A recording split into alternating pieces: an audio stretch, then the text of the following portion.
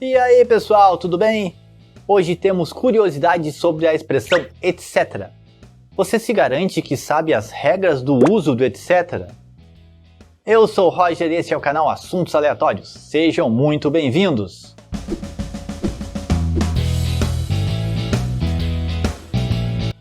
Primeiro vamos ver uma frase. Estive no mercado e comprei arroz, feijão, leite, etc. E depois voltei para casa. Você acha que esta frase está certa ou errada? Faz de conta que essa é a pergunta que vale R$1 milhão. Tempo!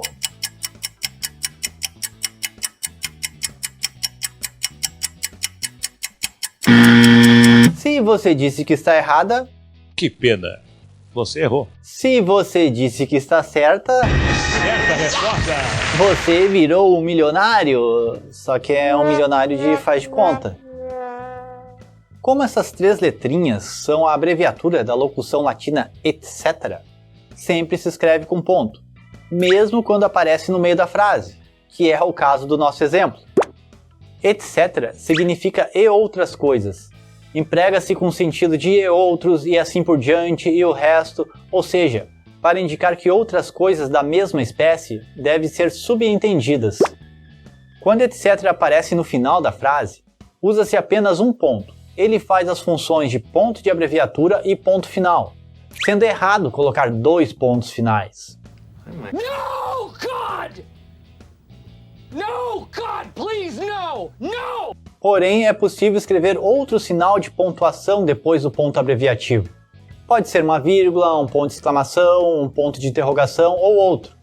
Embora isso seja pouco usado, porque na maioria das vezes a gente usa o etc. no final da frase e com ponto final.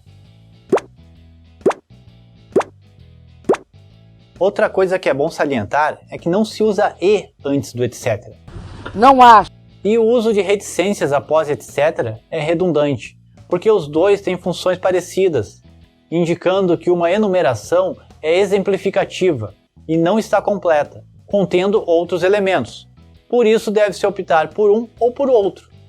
Ah, agora eu entendi! Agora eu saquei! Essas regras que vimos até agora são pontos pacíficos entre os gramáticos, mas há divergências entre eles em outras questões.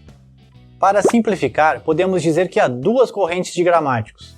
Os conservadores, que levam ao pé da letra o sentido original da expressão, ou seja, a sua etimologia, e os modernos, que dizem que para a maioria das pessoas esse sentido original se perdeu. Quanto ao uso de etc. na enumeração de pessoas, os conservadores não recomendam, porque significa e outras coisas. Porém, os modernos dizem que pode ser usado.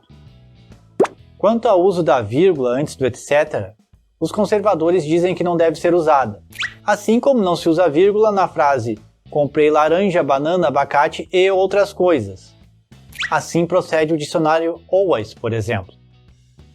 Porém, os modernos dizem que a maioria das pessoas perdeu a noção histórica do sentido da expressão, e elas consideram que o etc. virou uma palavra, ou seja, mais um elemento da enumeração.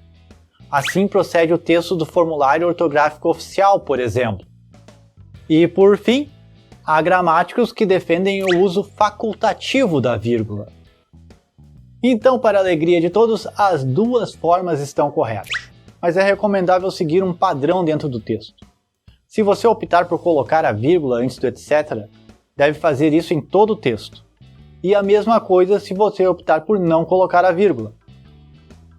Existe, porém, um caso em que a vírgula é obrigatória. Pô, cara! Se você repetir etc, etc, etc, passa a ter uma enumeração como outra qualquer. Daí tem que colocar a vírgula. Então é isso aí, pessoal. Se você gostou, deixa o seu like, compartilha, se inscreve no canal e até o próximo vídeo. Valeu!